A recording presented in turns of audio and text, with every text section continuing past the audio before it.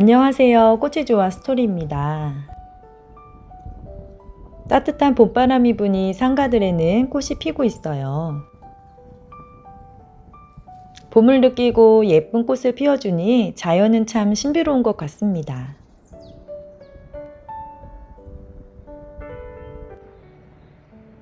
저희 옥상 정원에도 봄이 오면 다시 피어나는 꽃들이 있어요. 비올라는 씨앗으로 번식해서 매년 많은 싹들이 여기저기에 나옵니다. 화분마다 비올라 밭이 돼요. 많은 건 솎아줘야 꽃이 크고 풍성하게 잘 자랍니다.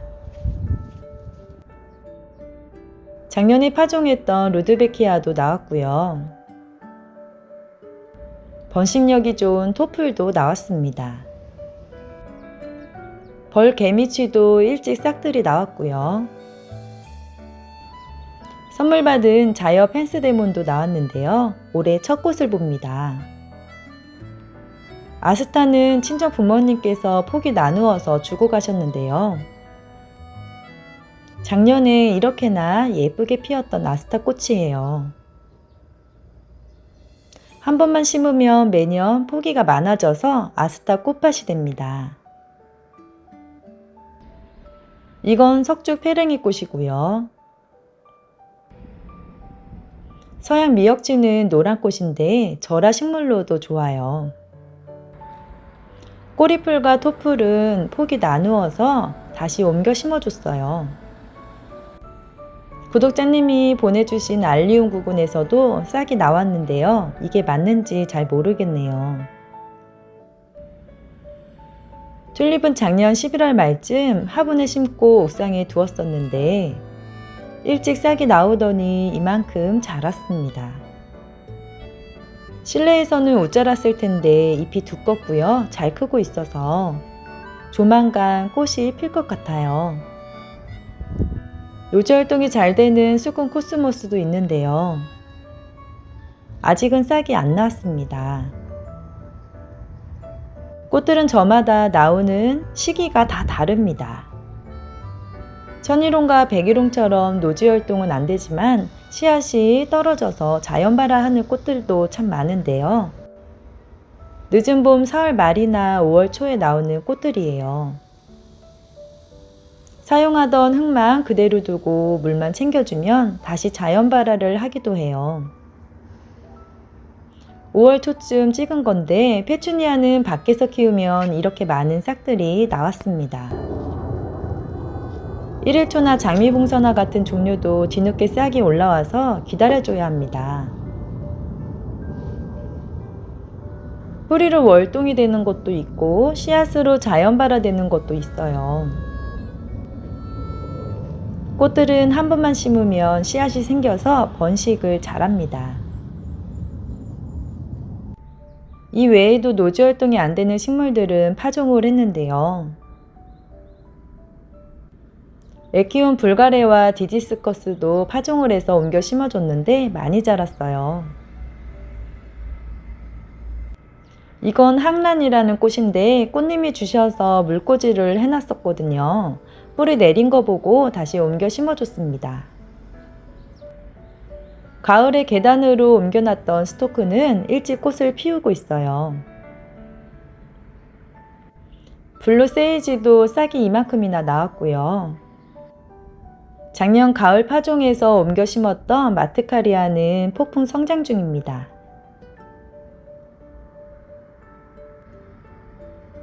옥상 식물 중에 수국 소식이 제일 궁금하셨을 것 같은데요. 계단에서 월동을 해서 3월 중순부터 밖에 두고 추운 저녁에는 다시 들였습니다. 애지중지 키웠던 수국들은 벌써 꽃망울들이 보여요. 하얀 꽃들이 매력적이었던 런웨이 브라이드예요. 엔젤윙스도 꽃망울이 보입니다. 잎이 초록색으로 나는 뷰티 오브 보스쿱이에요. 올해는 꽃송이가 더 많이 생겼고요. 화분에서 키우는데도 작은 꽃망울들이 10개가 넘습니다. 꽃송이가 크게 피는 수국인데요. 모두 꽃이 피면 엄청 예쁠 것 같아요. 수국은 물을 좋아해서 겉흙이 마르면 죽고 있어요. 플레인블루도 잘 크고 있고요. 이건 전년지 무명 수국입니다. 올해는 더 많은 꽃송이들이 생겨났어요. 수국은 4월 말부터 꽃이 피기 시작하니까 5월부터는 수국 꽃밭이 되겠지요. 추운 옥상에서 화분 월동한 목수국과 정원 수국들도 있는데 지금 싹들이 나오고 있어요. 작년 공동구매한 수국들이 이렇게 옥상에서 월동을 잘했습니다. 노지 활동한 장미들도 싹들이 많이 나오고 있는데요. 매년 겨울이 오면 월동 준비로 걱정을 참 많이 하는데요. 화분에서도 월동을 모두 잘하더라고요. 아베크라 네이처에서 선물로 준 장미들도 잘 크고 있는데요. 로사 오리엔티스 장미 3그루인데 통풍이 잘 안 되는 계단에 두었다고 벌써 흰가루병이 생겼더라고요.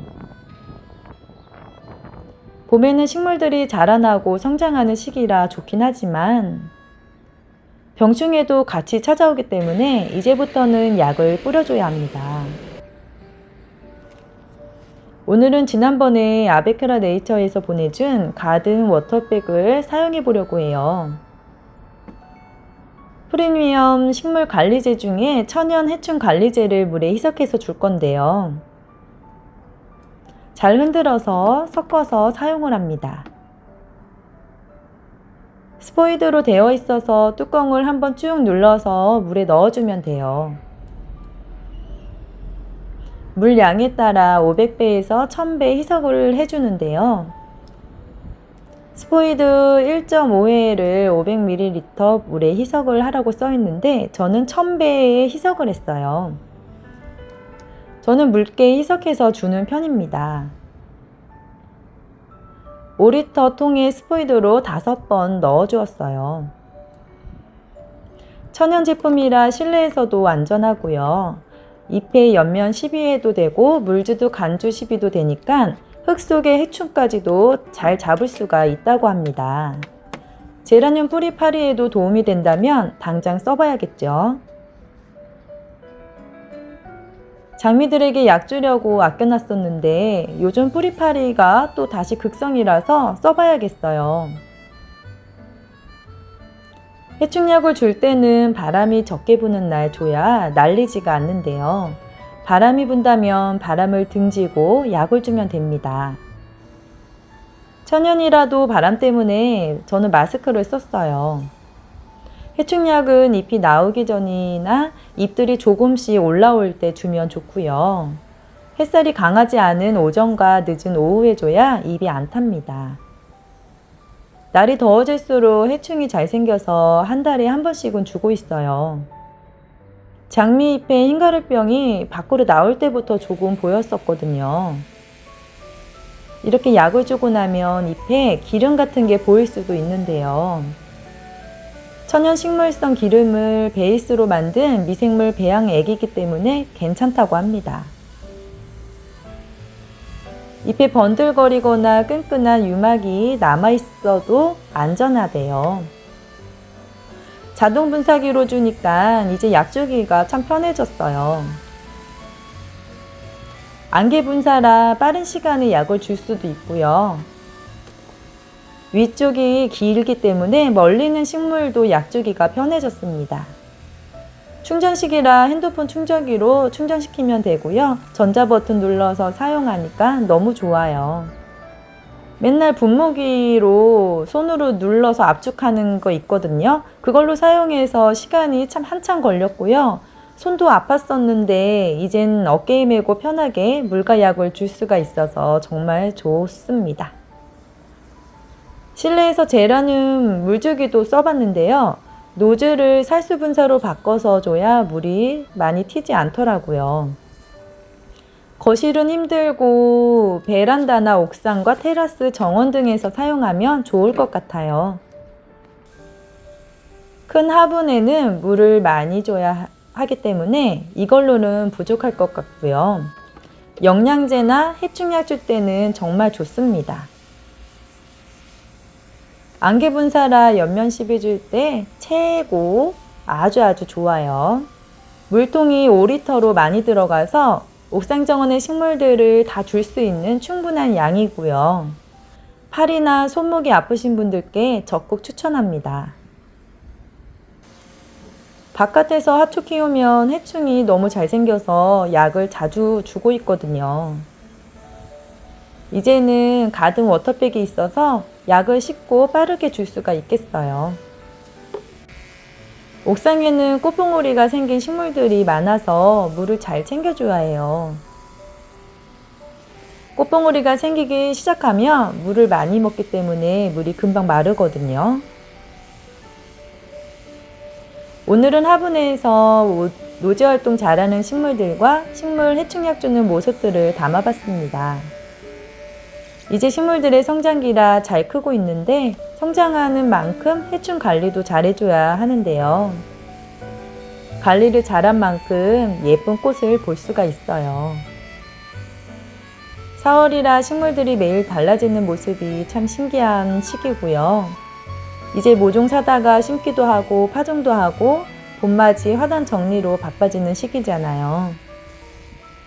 예쁜 정원 꾸미시고요. 내일 꽃 보면서 힐링하셨으면 좋겠습니다. 오늘 영상도 시청해주셔서 정말 감사합니다. 좋은 하루 보내세요.